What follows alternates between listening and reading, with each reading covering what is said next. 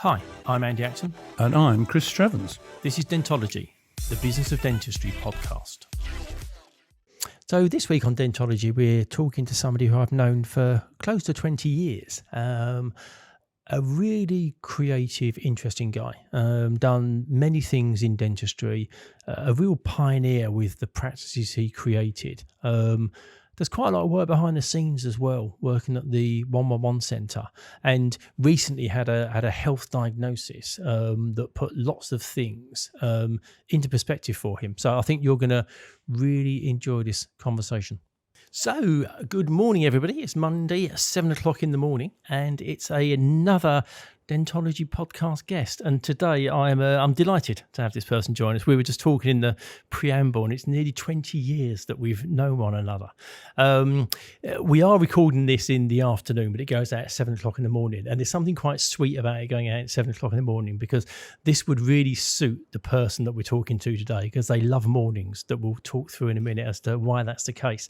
So today we've got Dr Shalin Kapoor joining us. Shalin is a dentist, a serious entrepreneur, an artist and a pioneer. Some of the stuff that he's done in dentistry really is quite remarkable. Welcome, Shannon. How are you doing? I wouldn't call myself entrepreneur, but yeah, thanks for that introduction. You are. No, I mean, to tell you the truth, I have to say thank you, because 18 years ago, you sold my side hustle that I did. My first practice, I squat practice at the New York dental office. And I don't value myself because of this ADHD. I don't think anything I create is worth anything. And then when I called you and you put a valuation on it, I was shocked. Thanks to you, I basically paid my parents' mortgage off. And I had my house. Yes, so all of that came from that, which I would never have thought. And it went through a bidding war as well. I was like, what's a bidding war? Yeah. And I was like, this is going higher and higher. I was like, oh, shall I get a Porsche 911? And that's right. But I have to say thank you. And I haven't said that for a long time, but that changed my whole life, basically, because it set my parents up. And just one small thing like that. I mean, it's very generous of you to say that, but the truth is it was you that did that. You know, I was able to create the environment that meant you could exit. But people are only prepared to pay for what something is worth. What that means is what you'd created was unusual, outstanding, and high performing. So people wanted that. So it's a shame. We'll come on to it later about that worth thing, because something you created in that instance did have worth, and you went on to create many other things that had worth. And I think a lot of it was back then the styling and the branding and the look of that practice was very different to the time where we are. I mean, now lots of practices have gone for quite an edgy look and very highly stylized. What you were doing back then was quite unusual, but we'll come to that. We'll get to that in a minute. Yeah. We usually start with kind of childhood and upbringing, but I'd like to start a little bit further along your journey with a love story, which is, guys, when you met Shushma, your wife, who can't join us today. She would have, but she's teaching all day today, so you're flying solo. Just tell me about that dental school experience where you met Shushma. Well, basically, I joined in 1990, guys, and Shushma joined in 91, a year later. And that was the first 5-year curriculum, actually. So it used to be 4 years in a term, so I was the pioneers of doing the first 5-year course. So that was exciting for me as well. Well, I was the first one to do GCSEs as well. They got rid of O-levels and started GCSEs. And then another first one was how I met. Well, the funny thing is, I was the very last year of O-levels. Yeah. And we were like, so that would make you just a little bit younger than me. Yeah, we had no idea what it was, but we were going to do it, and also the 5-year degree. And then also how I met Sushma, they introduced intercalated BSc, which for me, they offered it to me. I didn't have to pay for it. In those days, we wouldn't pay for any of our universities. So I said, look, if I get extra BSc after my name. So doing that BSc, I dropped a year down into Sushma's year. And I think that's the only use for my BSc, actually. So, that was, you met your life partner. Yeah, so that was exciting as well. And is how I met her. I was basically everything comes back to my ADHD eventually, and my past as well. So basically, she burnt her hand on an iron or something, and she had like a scald on her hand. I was going in for one of my prize vivas, and she was there standing, and with the empathy thing, I was thinking, why is nobody looking at her hand? It's like she needs to go to A&E. So I was late for going into my exam. I said, I didn't know who she was. I said, you need to go. That looks really bad. and something in her sort of triggered that I was caring, but then I forgot about it. There's no way someone like that's going to go for me in a million years. So we used to pass each other in the colonnade, all the places, and I don't make eye contact. Probably some of my autism as well. It's difficult for me to make eye contact, and eventually she found out quite, because all the other guys are staring, obviously. It's benefited me by me. She goes, "You're the only guy that didn't stare me up and down," and eventually we never asked each other out. Can you believe that? Still to this day, we've never asked each other out. I've never Oh, proposed to her. wow. You just ended up together somehow. We ended up in a party, one of the students' parties in the pub opposite, and she just came up to me, grabbed my hand like out of the blue, and didn't let go for the whole evening. And then it was just assumed. So yeah, it was quite Brilliant. romantic actually. Yeah, and I was Lovely. just like, how are you going after me? You can get any guy here. Yeah, it's one of my biggest achievements, like winning the lottery, basically. Yeah. Oh, wonderful, wonderful. So do either of you have dentists in your family No, history? Do you so come from a line of medics or no dentists? one. My mum and dad. My mum got married to my mum was 16 and dad was Yeah. 24, and there was a photo in Kenya. And then mum came to England, and dad came 2-3 years later. I didn't even recognize him when he first came, because I came in 1972 from East Africa. And I didn't even know who he was. And so we lived with Wow. my grandparents in my grandparents' house, which had it's like the Home Alone house, basically. It had aunties, uncles. It was about 40, 50. I mean, it's like I describe it as Waterloo Station on rush hour. It was a crazy environment I was brought up in. There's just, I don't know who was changing my nappy and all sorts of things. Just any auntie walking past. So it was a fun atmosphere. My granddad was the main inspiration for me. He's a main character, Right. and he was a king of the Yeah. castle of this house. And he even had this long chair, like a throne that no one could sit in. So yeah, it was a nice childhood. What's the question? I've forgotten. It's my ADHD. Just about dentistry, whether there was any Okay, so dentistry no back in your dentistry family there, or no, medics. nobody. I think my brother was the first one to go to university on our side. He's 4 years older than me, and in Sushma's side, she was the first one to go to university. So it's not even like qualifications. First one to go to university. It was Wow. massive for both of us. So your generation really has shifted the respective families in terms of formal education, moving into medicine. Yeah, and my Wow. brother was, he was super clever. He worked hard, and there's no way I was anywhere near his level of intellect. And he ended up doing medicine. And at school, I was not very good at school. I was always daydreaming. I couldn't sit still, obviously. I was getting up and down and wasn't concentrating on the talk. The teacher said I put me all in the bottom groups for everything.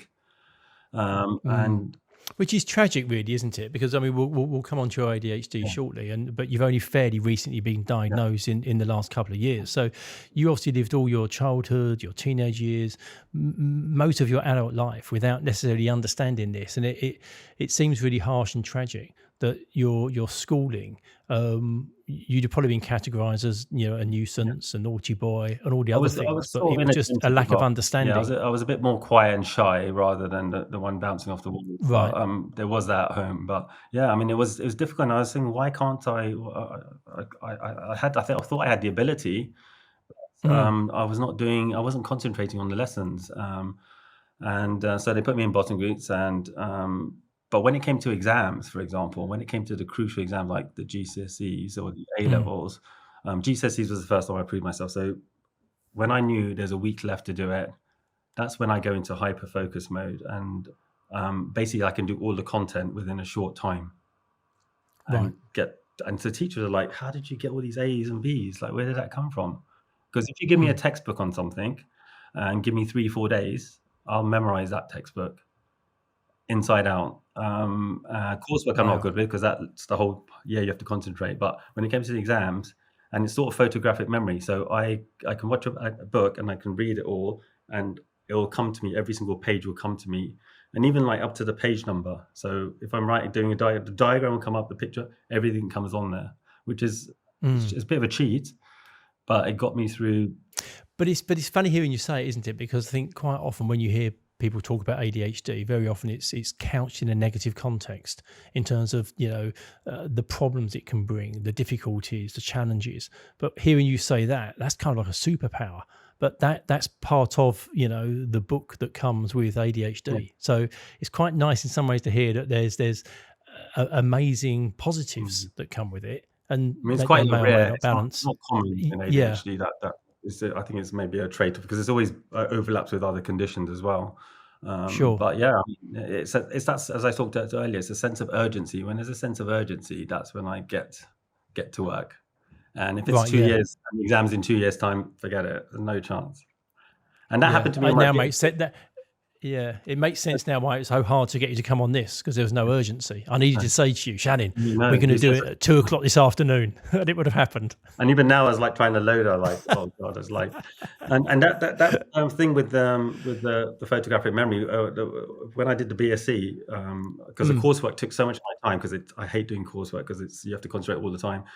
So Yeah. I left that one till the last 48 hours, and I didn't do any revision for this intense 1 year intercalated BSc, and I don't like to fail either. So I came home in tears, and my brother told Mm, me, I said, I'm not doing the exam. There's no point. I'd rather not sit it. And he goes, just put your mm. name on paper. Even if you get a third, just for your coursework, at least you'll get the BSc after your name. I said, I can't do Yeah. that, because you go in and do that because it's a waste of a year. And then 48 hours, I learned all the content somehow, and I Wow. didn't go to sleep for 2 days. And then I came out with a first, which only another, I think there's only another Incredible. student who did that. Yeah. Do you retain the content as well, or do you absorb it for a period of time This is it. until you've used it and then you Used and dump it? gone. Yeah. Right. So you see, yeah, Yeah. you just take it in for the period you need it, and then it gets dumped. Same as my practices. Yeah, Right. I Well, start them, yeah. I get all the dopamine release, mate, them, and then I'm bored now, I need to do another one, so I get rid of them. I mean, the last one I did, Kingston, where you came, literally Yeah. paint dried, and I sold it before the paint dried. Yeah, Yeah. yeah, But and sometimes I think the fun is in the doing and the building yeah. it. But so in your introduction, you were saying about, you know, your original New York dental office. We help you sell that practice.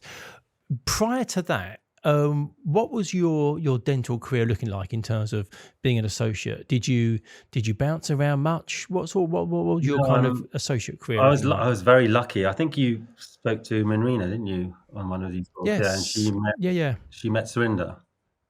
Right. So Handel. Yeah. I met Surinder when he was an NHS dentist in Hounslow, which was my dream. Oh wow. So I used to take the bus, and the bus used to stop. His practice was opposite the bus station, and it was a Yeah. practice Yeah. that Yeah. was like a glass front, and I've never seen it before. You know, practices in those days, they looked like adult interest shops rather than dental Yeah. practices. You know, they had curtains and everything, and he had this all open, and I was thinking, this is someone doing something different, and why nobody else doing this? This is like, I thought that Yeah. even I think, why do people make the practices look like down? I think it was the GDC had regulations on how big your sign could be and what you could expose from the Right. windows in those days. And Yeah. then he lifted it, and that's when everyone went crazy. And so I said, I'd love to work there. And it's in Hounslow, around the corner. So there was an opportunity. I went for an interview there, and Susha was with me. And I met Surinder. I said, "Who is this? He looks like a GQ model." I was thinking, this is so cool. Yeah. And literally in 5 minutes, he goes, "When do you want to start?" Like, he's got good intuition as well of who he wants Yeah. to Yeah. practice. And he goes, "You're the only person who's brought their wife to an interview," because Susha came tagging along with me to help out. So we've been good friends since then. And yeah, I mean, he's a genius. His Yeah. clinical Yeah. ability is second to none. Mm. Yeah.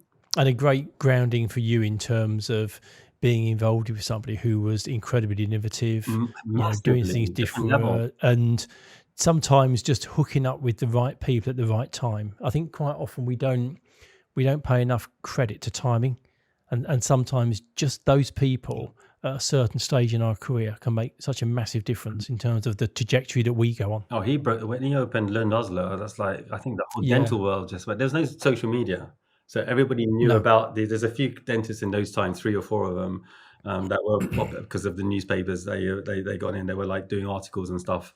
In those days, to get to that level, you had to work hard to get to that level. And he was one of Oh those. yeah. And he's 10 years younger and stuff. Yeah, when I saw it, I was just so proud that this guy from Hounslow's done this. Came from nothing at all. Yeah.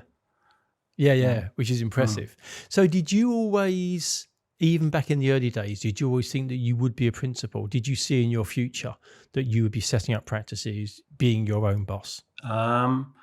Initially, yes. I'm not a risk taker. That's the thing. Wherever anyone thinks, everyone thinks I'm sort of some sort of entrepreneur business, but it's accidental.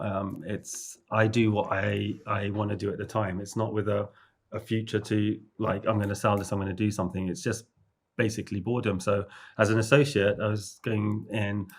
Working 4 or 5 days, and I don't know. I just felt like this is just it's boring. Basically, I need to do something else on the side.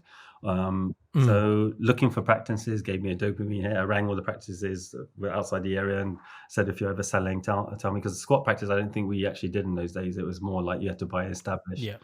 Which is crazy because you could open an NHS practice anywhere before 2006. Oh yeah. And yeah, items of service, just start treating them. yeah, and that's when I opened New York Dental Office.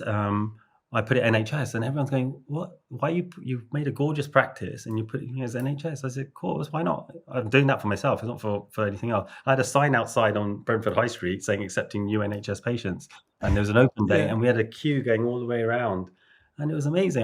I thought this is good. I mean, if you think back at it, if I did more of those, imagine how, because there's no, but everyone was doing the opposite way at that time, saying no, get out and open private practice. Yeah. And in hindsight, you didn't have to pay for any goodwill. You could open from anywhere, literally anywhere. You just applied.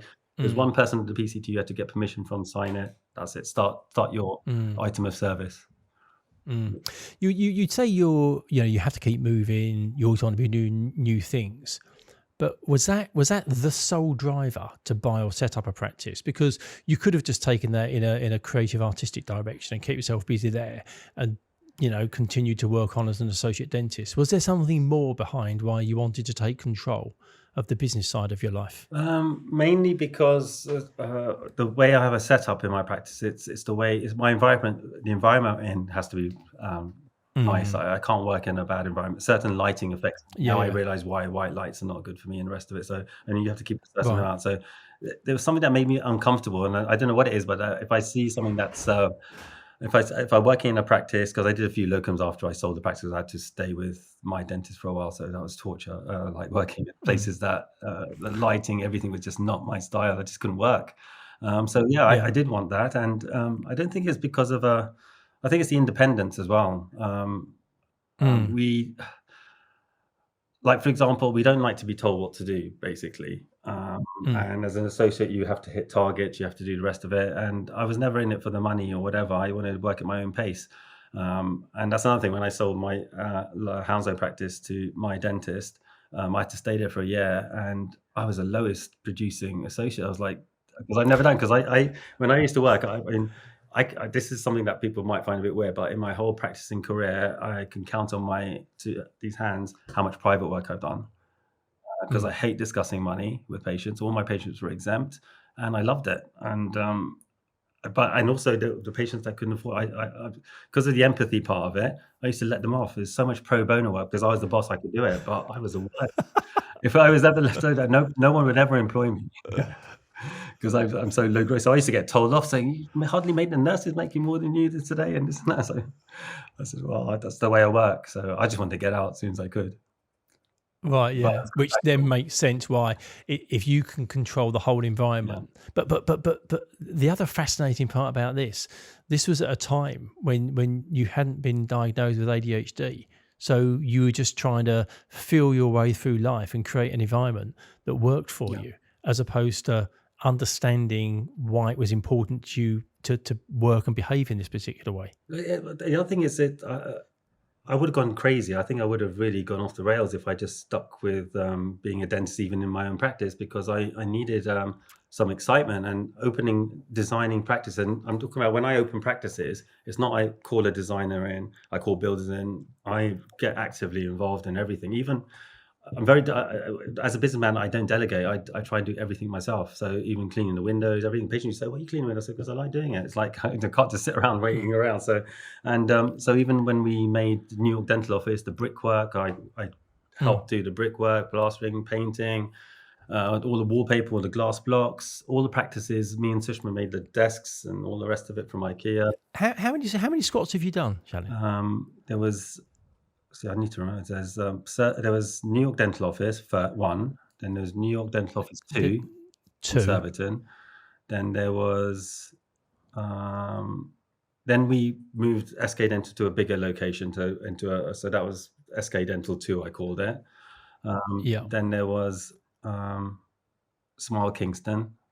I think that's Yeah. that's it. Mm. Yeah. I mean, we were talking before we started recording that Smile Kingston often comes up because I came down and saw you. We had a I don't know how you coffee fit in in that that, because there's practice. only I think it's only 5'11" downstairs. Well, I think there was a picture of me. I think I've got a picture of Yeah. myself sitting in one of your chairs in the basement. And just let the listeners know how many square foot was this About practice? Describe what it was. 320 square foot. I only bought the property, as I say, just for I wanted to probably put my gallery and move my stuff there, my photos and stuff, and just put them on display. And it's a lovely location. It's by the riverside of Kingston. So I said, this can't go wrong with this, and it's so damn cheap as well. And then I said, can I open a practice here? So Susha said, you've got no chance. This is the size. The whole place is the size of a waiting room. How are you going to fit anything else in there? And there's all the regulations were really strict, where you had to have a disabled toilet that's massive, 2 meters by 1 meter or something. I said, no, this will be a challenge. When people tell me I can't do it, they said that with Surbiton as well, because Surbiton was 700 square foot and I opened a 2. They said that was too small, but that worked really well. But this was a real challenge. I mean, and to get a separate decon room, separate OPG room, literally when they came in to measure and they're doing it, it's like centimeter apart. When you open the covers in the decon room, when you open it, it's literally 1 centimeter to open it. But it worked. It worked. I mean, it depends. You have to be small, only for small people. But yeah. So I was going to say it wasn't built for me, was it? So are there more squats in your future, or are you done? I mean, Sushma's stopping me now. Because I know dentists do. They always drive by. Oh, that'll make a nice dental practice, or that would be a nice dental practice. Just stop doing that now. But it's a lot. I think what's happened now is since they've lifted the D1 license. Yeah, because that was when I opened Brentford. It took nearly a year and a half, 2 years to get the D1. They're so strict because they had to look at parking. They had to look at who else was in the area. If there's dentists too close by, they stopped you from links, so we don't need any more. Yeah, now the planning's a lot easier now. Next door to a dentist, which I think that makes a big difference actually, because with that strict rule with the D1, it stopped other people opening in the area because they had to give a plan or say that we've got too many of this. We want variety. But now, because I think there's so many empty shops, they just want them filled up with somebody. So yeah. Another dimension to your life is you provide telephone support at 111. I think you started this around COVID times, didn't you? Both you and Shushma do it. Before COVID. I've been there. Was it before? It's been nearly 10 years. Oh wow! Yeah. So a long sold, time. SK Dental in Hounslow, I joined the 111. It wasn't only running on evenings, because that's how it was. So it was only in the evenings and Saturdays and Sundays. And then COVID came all of a sudden, and then all the practices. I'm talking about all private practice, everything closed for 3 months. So imagine we are getting those calls all of a sudden from every single patient in London that's got an emergency. So no time to get more people in, training people up or anything. Yeah, and these patients are like, their veneers come off, like it's private stuff, and it's like, it was difficult. And there was only a few slots available for emergencies, and it was really, I mean, we had so much support. So many dentists came over. It was crazy. Yeah. And also traveling, because I used to go to Southall from Isha, and so I had this permit. I was allowed to drive because no one was allowed to go out. Yeah. And the roads were empty, all the supermarkets, and it was a weird experience. We managed somehow. Touch wood, we managed, because we had no training all of a sudden to just do this and the computers, and had to have separators put up between the desks because of. And what were the type of calls that you received? I imagine it was probably you finished one call, you started another call. I imagine there was zero downtime. But what was the kind of the breadth of the sort of calls you were taking? Everything. I mean, abscesses were big. I mean, even now it hasn't calmed down. It's still 24 hours. So we're still 24 hours, 7 days a week, and the calls are still. We have about a lot of people there, and the calls are still. Some days it's so busy that. We have a waiting list of about 80, 90 calls still coming through. And what's the most typical resolution for people that call 111 with a dental issue? Now we've got more of these out-of-hour providers. It makes it very useful. London is amazing. I mean, the support we have from the practices. So we have the appointment books for these practices. So, for example... Oh, brilliant. So you can just slot them straight in. Patient calls. Where are you? Which area? We have somewhere in Southall. I can get you in for 10 o'clock today. We'll send you a text message. You get there 10 minutes before. It's band 1.2. If you're paying, if you're exempt, it's free. And it's done. We write all the notes, send the notes to them, and the practice gets that, and they know who's coming in. So we get their appointment books. That's a very cool service. And we fill them all up. It's so busy. We're talking about a lot of calls. And this has been going on, I mean, how many years has it been? 5 years now, isn't it? And still... Yeah, no, yeah. Well, that's it. I didn't realize you'd been doing it for so long. I became aware of you doing it during that time because you posted if you were there, like, you know, you post and let people know. And like I say, it was great to see, because I think quite often there's you and there's many other people doing these things kind of almost quietly behind the scenes, you know, their way of, you know, giving back and supporting patients in different ways. But I had no idea that it had been going on for so long. Still going so long and still super busy because no one's accepting patients. It's such a shame because I can't. They keep saying, where can we go? I said, go on the NHS Choices website. They said, we've been on there. You've got to ring 10, 15 practices. Still can't find anywhere. And there's some people who've been, and especially kids. Kids are the big ones because some of them have not even been, and they're reaching the age of 5. No. They're coming at the worst time. They're coming when they have an abscess or something, which is like when we used to do SK Dental, we used to get them introduced to the practice, sit in the chair, let's play around, don't do any treatment. These are coming straight with pain. Can you imagine what effect that will have on them later on? Oh, yeah. When they have to have referred for extraction, even refer for extraction take a year or so. When it's crazy. And by nature of the situation they're in, it's unlikely they've been a regular visitor to a dental practice. So it might be their first encounter they remember is they're in serious pain, and it's probably not a particularly pleasant first appointment because they're in serious pain. So it's not a good start. It's not a good start point, is it? And then can we go somewhere private? It's so expensive to go private for kids. So yeah, it's different. And because I'm quite an empathetic person, I find it really difficult sometimes. Oh yeah, I can imagine. And I feel really sorry. I don't know what to do, but they appreciate that. That making an effect. And I said, I hope things get better, but just give us a call back if there's any problems. But they know we're here, which is the nicest thing. Yeah. And some of them are so thankful. They ring on a Sunday, for example, or a bank holiday, and I said, I'll get you here. I can get you into practice near Waterloo today at 3 o'clock. Really? I said, yeah, I'll get you in. Get looked after. And even we have the hospitals helping out, so Kings and Guys weekdays, so I can send like suspected lesional wisdom teeth problem. So, but this is a really positive NHS story, isn't it? You know, the NHS gets a lot of slamming, but actually, this is a service with you or your colleagues taking the call, having access to urgent care. You know, it is a good NHS story, but you know, but I wish that it was a bit quiet because they need to get regular care rather than just these emergencies. So if someone has for example, they get referred and they have an extirpation of a nerve done, it's going to stay like that, isn't it? Because they're not going to find an NHS dentist to finish it, so it just stays like that. And then they come back again, and it's an extraction. So it's just just wasting time where it needs to be definitively done. Yes. You and Shushma do quite a lot professionally together, don't you? Because you do the 111. You've obviously had. How do you kind of manage that as a couple in terms of having that separation? She's like, seriously. It's I know how it is. You talked to. I saw some of the other ones, Manhar and Naradna as well. Do you know we were in the same? Yeah. Yes, that's right. You know, Zaki was in the same year with his. I was going to say that year is incredible. When you look down. Yeah, you remember is that Guys, because that was Guys, it wasn't Kings. We had to join them after, and there was only 80 students. So there's only 80 students. And imagine there's 10 couples, which is 20 people who've got together out of that 80. That's a lot, isn't it? It is. It's a very high proportion. Yeah. Not the Legionella, but there's something in the water, Yeah. Right. And they're all lovey-dovey, all of them. You should see them there because we met up 20 years. I think next year's going to be our 30 year.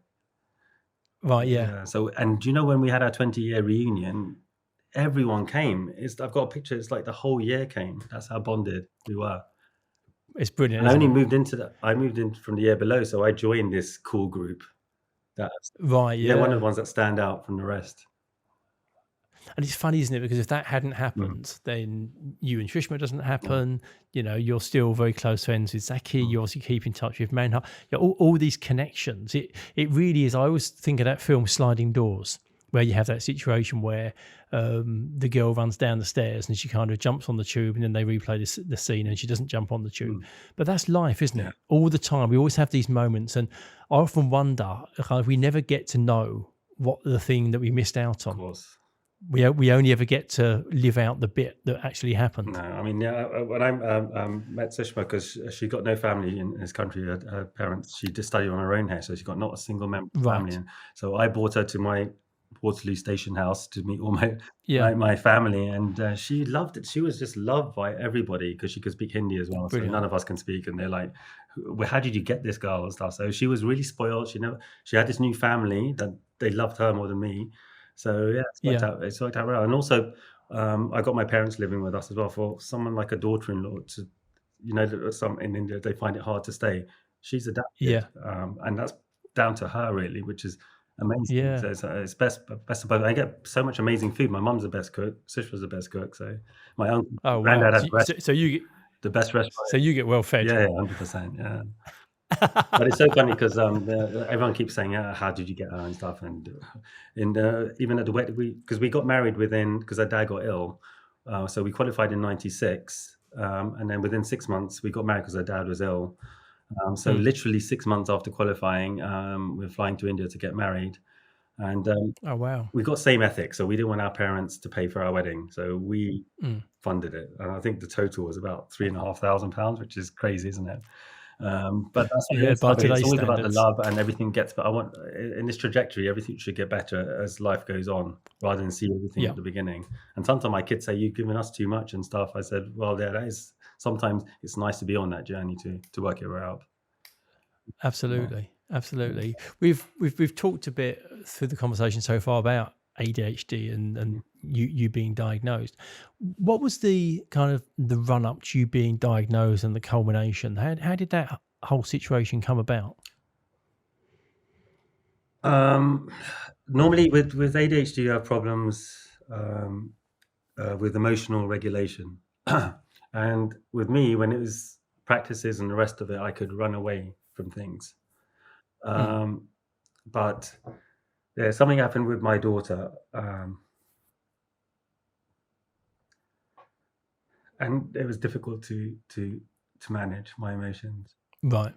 And And that's what obviously sparked. Right. Yeah. yeah, and so yeah, I needed to be. I couldn't be strong. I was trying to be strong, but just things went a bit wrong in my life during that time. So, but everything's fine now. Everything was positive, Good. and yeah, I mean, these things happen in life. I lived a charmed life where nothing, like everything was going well for me. Meetings.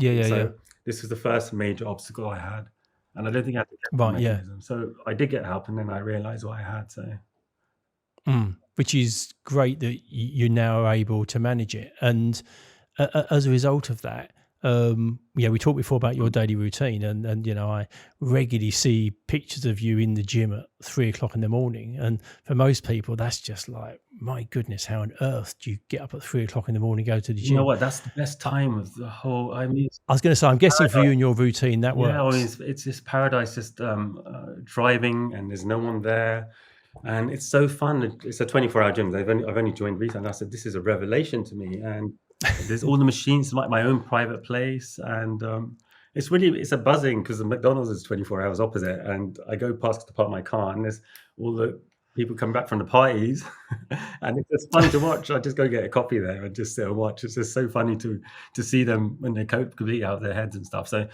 I mean, with me, exercise has been a savior. It's my therapy. It's just if anyone's got any sort of conditions, I don't know if I saw one of the other ones with that guy who's is it the guy with the tattoos? Oh, Riaz Yes, Sharif. seriously, The boxer guy, the big guy. Because we watched the first 20 minutes, 30 minutes, and I was just blown away. I was like, seriously, I mean, I want my kids to watch this to show what determination is. He had a very hard upbringing. There was no silver spoon for him at all, and he's dragged himself. Everything he's got, he's earned himself and dragged himself through. And hats off to someone like that can do all of that and pick himself up. I mean, mine's nothing. He's pick himself up and just go on, and it's an inspiring story. And I hope it's going to be better. I mean, what he's been through is just crazy.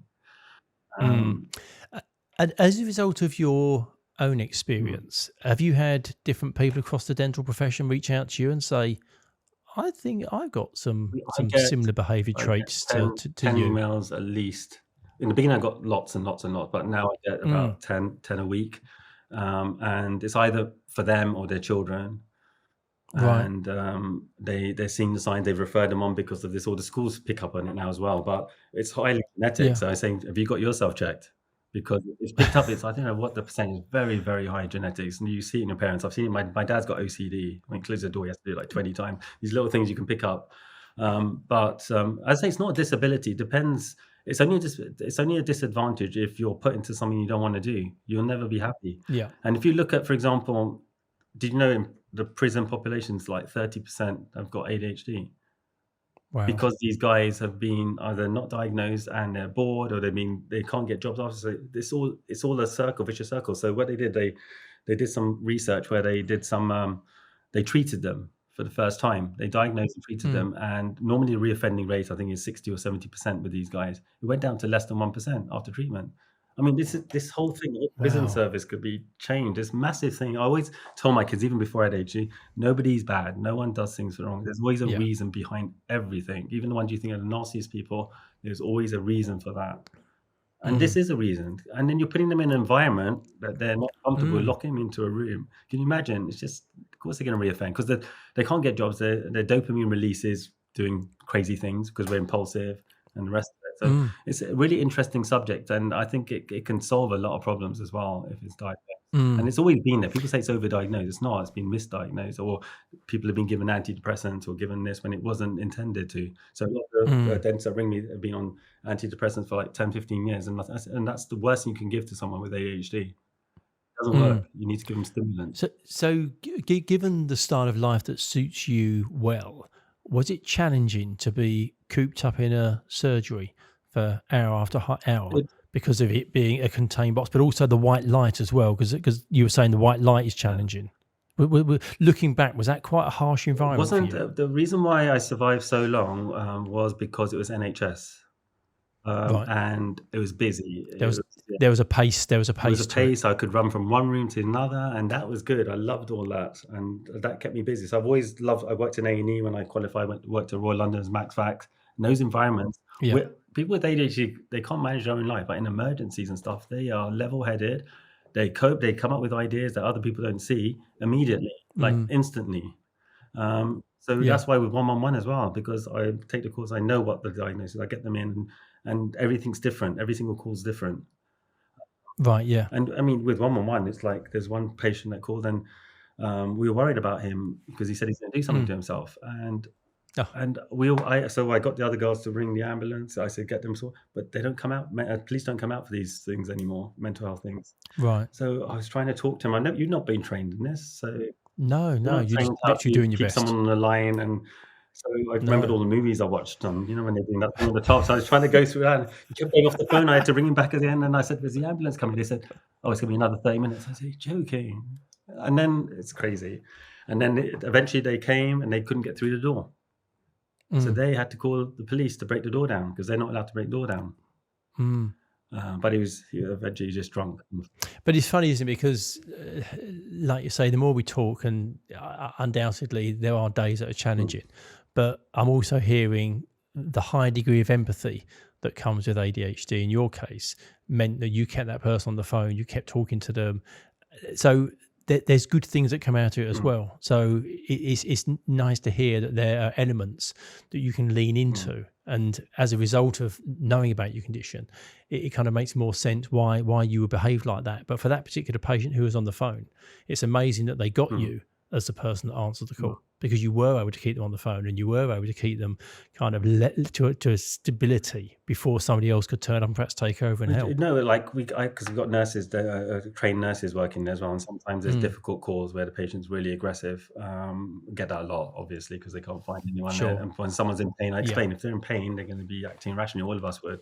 Yeah. So they can call to me, and those sorts of calls I love.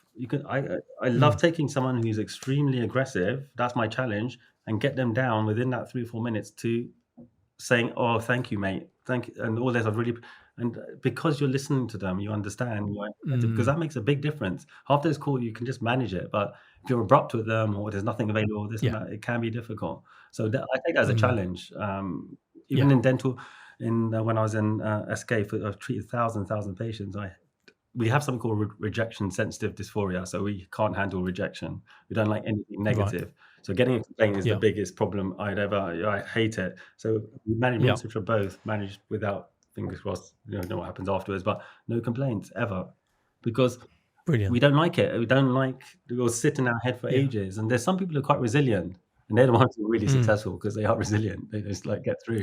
But yeah, it can be a negative because you absorb everything when it's not needed, and then nothing happens. You always think the worst case scenario for everything, which is not nice feeling. And also, it sounds like the nature of the 111 environment works well for you as well, because it's very punchy. It turns over quite quickly. There's lots happening. There's lots of moving parts, which probably suits you quite 100%. Nicely. And as I said, I do the morning shift, so I go to the gym at 3 a.m. and then because there's this one where you've got multiple chains. I go to one closer to Hounslow, so it's nice to change there. And then from there, I go to work, and then I've start about 6-7 in the morning, and it works out perfectly for me. I like these hours where nobody's awake and nobody's doing it. The streets are just gorgeous. I love it. I hate traffic. I can't. We hate traffic. We don't like queuing up. If you're getting the idea of what ADHD is, impatience. Yeah. So that's why, I watch some of your videos. I could get to, they're all really interesting, but I can't sit for long. So first 30 minutes I was watching, but they were interesting. Do them in chunks. Shalin, we've got to the point where I've got a couple of questions to ask you. The first question is, if you could be a fly on the wall in a situation, where would you like to be and who would be there? What would that situation look like? Geez, see, I should have listened to the end of your before you watched the first 30 minutes. That's the problem with only listening to the first 20 minutes. Fly on the wall anywhere, like in the past. Yeah, you can be anywhere. You're wherever you fancy being. You're just on the wall and you're looking down on a room. Who's in there? What's going on? Because anywhere you fancy. When Armstrong and Aldrin went to the moon. Oh yes. Be on one of their helmets. Yeah, be on the craft, looking down as they. Actually, it's probably some studio in Hollywood, isn't it? I don't know. Well, that film Capricorn 1, isn't it? I don't know if you've seen the film with Elliot Gould. That would be interesting to watch because that's a major event. Also, maybe where at the AGM, the annual general meeting of the Illuminati, see what they're discussing about how they're going to play us in the world. Yeah, that'd be interesting. Let's see who's there as well. And my follow-up question, and I've got an inkling who this might be, but I'll let you answer it. If you could meet somebody, if you could sit down and meet somebody, who would you like to meet? That's obvious. I don't have to even think about that. You know who it is. Oh, yeah. Should I answer it for you? Is it Michael Jackson? 100%, without a doubt, King of Pop, without a doubt. And I would just love it. I want him to teach me some dance moves. You see me trying to dance and. Do you know why I go 3 o'clock in the morning to the gym? Because there's nobody there and I can do what I'm doing. And you can do your own thing. No way. They'd be sectioning me. And no, I would say, Michael, I'd say, man, you've got ADHD. You shake your legs so much, you dance too much, you can't sit down, you're innovative, you've got addiction problems, you've got rejection sensitive dysphoria, you're bad with money. I mean, obviously, and the talent and the rest of it just shows. He was incredibly talented. The thing I find remarkable about Michael Jackson and his music is his music was very unique to him. It's very rare you hear somebody do a cover of a Michael Jackson song. No, you can't now. Because if you listen to it, because they were so particular to him. The beats as well. It's very repetitive. And when you first hear it, it's like this. But now I've realised that because we like that noise, that repetitive noise. So with our brains, it calms us down. So there's certain music they give us where it's just one beat going continuously. Do you know when even in the gym, it just makes you concentrate and you can think about everything, even though it's only when it's inconsistent or different types or words coming. So his music, if you look at it, like how many times do you say bad and bad? It's like 150. No one does that. Beats it. And if you listen to the beat, it's very intense beats, and there's a lot of layers to it as well. And I've only realised now when you listen to instrumentals how unique they are. Yeah, I think was he ever diagnosed with ADHD? Adult ADHD wasn't even a thing in nice guidelines until 6, 7, I think 8 years ago. It didn't exist. It Right. was Yeah. just in childhood. Right. But Yeah. I think most stars have it, or Yeah. most people with addictions have it. You look at Right. addiction because that's an instant dopamine hit. So those people Yeah. who remember, these people are not taking these drugs and alcohol because they want to get high. It's to feel normal. And they're the ones Yeah. you can spot, because they're the ones who can't just have one drink. Right. They Yeah. won't. They'll carry on because of the impulsivity, Yeah. because it quiets their brain and they're impulsive. They'll carry on. That's what causes a risk-taking behavior. That's what causes them to end up in doing bad things, end up in prison. So it's all. I think if it's diagnosed properly and they're given the right because medication, it's a stimulant. It's like speed, basically. Right. Yeah. But with speed, with us, for example, when I have coffee, I can drink coffee 5 or 6 cups. I can fall asleep straight after. Whereas Wow. that's a test as well on people that if they're not hyper. Sushma has a sip, she's hyper, she can't sleep the whole night. I can have coffee and the rest of it and it's calm. So I'm not as hyperactive after having coffee, which is strange. That's what the medication does. So when I have medication, I'm neurotypical. So I do all my jobs, I behave as I'm supposed to behave. Yeah. But I find myself boring, especially you lost your quirkiness, because I'm just getting work done. I bet there'll be lots of people that will be having an extra coffee after this episode and just seeing how they behave. People who can only have one drink, or they have addiction problems, or they have lots of coffee, you can tell. Right, yeah. They can't relax. Shalin, it's been an absolute joy. We could talk about this for absolutely ages. But I appreciate your time as well. Thank you for this as well. I don't know, because it's a badge you got me. Oh yeah, not Florida. Yeah, well, that was a long time ago. And you sent. Yeah. And I was thinking, that is the nicest cool, thing. These little things. That's probably about 15 years ago. So I kept it, and I was like, I tried to put it on here, but it's pinching my chest. So, but thank you very much. That's cool. Your chest is too big. That's the problem. That's called masking. That was my. Do you realize that why I like Spider-Man is the masking I was doing? It's just weird. It's the right. I was trying to be someone else. Yeah, all the signs were there. Yeah. Now you just know the answer. Which is cool. Shalin, it's been an absolute joy. Look after yourself. We'll meet up again sometime, yeah, that'd be lovely. Okay. Cheers. Thank you for listening to this episode of Dentology, where we discuss the business of dentistry. If you like what you heard, please do subscribe where you found this episode. That would be amazing. And also follow us on Instagram.